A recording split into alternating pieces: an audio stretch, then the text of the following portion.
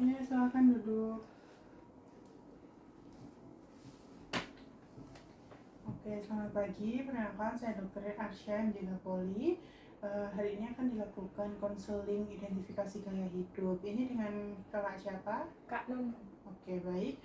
Setelah ini saya akan membacakan hasil identifikasi faktor resiko dengan menggunakan alat seperti indeks massa tubuh atau IMT, lalu kemudian berat badan pasien, tinggi badan, tingkat perut, tensi dan palpasi nadi. Kemudian selanjutnya saya akan lakukan anamnesis dan identifikasi gaya hidup yang tidak sehat. Apakah sebelumnya dari keluarga ada penyakit tidak menular seperti diabetes mellitus, hipertensi, ataupun penyakit jantung bawaan? Tidak ada. Oke, kemudian selanjutnya apakah kakak pernah melakukan cek kesehatan secara berkala sebelumnya? Kayaknya belum ada dong. Oke, apakah kakak sebelumnya pernah merokok? Tidak. Oke, kemudian untuk pola makan sendiri dari kakak, apakah sehari itu 3 kali rutin, kemudian banyak serat, kemudian vitamin? Makannya rutin, cuman saya nggak suka sayur. Oh oke, nggak suka sayur ya. Berarti banyakkan protein nabati hewani gitu ya. Selanjutnya apakah kakak pernah melakukan aktivitas fisik yang teratur seperti olahraga atau jalan? Kalau olahraga itu jarang. Hmm. Bisa seminggu itu kadang iya, kadang enggak gitu. Berarti bisa dikatakan dalam seminggu itu bisa sekali atau tidak pernah sama sekali. Oke, baik. Selanjutnya untuk pengelolaan stres kakak bagaimana secara belakangan ini?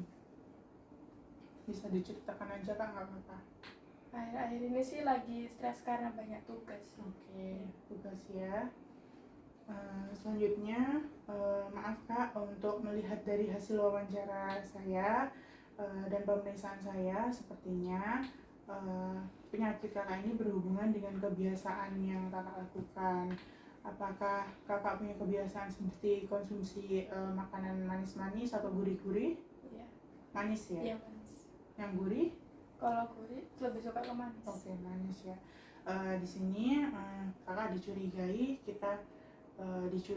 bisa terkena diabetes mellitus. Tapi tenangkan, nanti kita bantu pengobatan dan pencegahan ya sebelum terkena diabetes.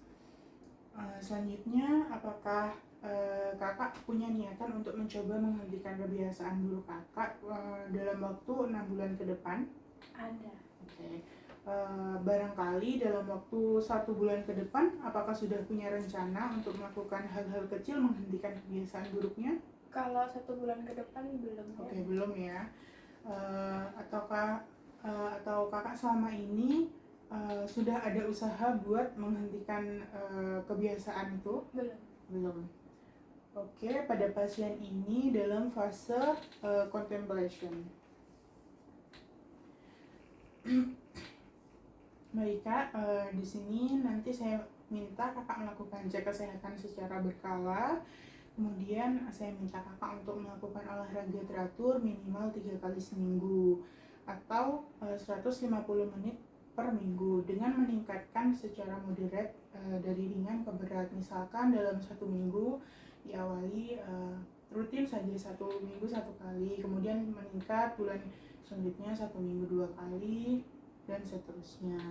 Kemudian di sini saya minta kakak untuk mengkonsumsi diet sehat dengan kalori seimbang yang mengandung karbohidrat, protein, dan zat pengatur vitamin dan mineral. Selanjutnya untuk waktu istirahatnya cukup ya kak. Kualitas istirahat setiap 7 jam bekerja atau kuliah bisa kualitas tidur minimal 6 hingga 8 jam per hari.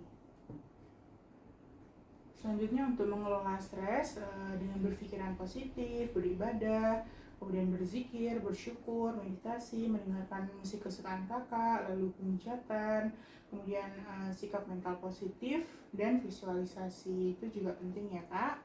Kemudian saya minta kakak untuk patuh pada pengobatan. Nanti saya berikan resep obat, kemudian saya ajarkan cara minum obatnya di rumah.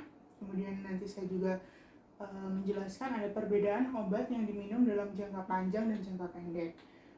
Kemudian nanti juga saya jelaskan dari efek samping obat tersebut. Lalu saya juga akan jelaskan cara kerja obatnya dengan sederhana.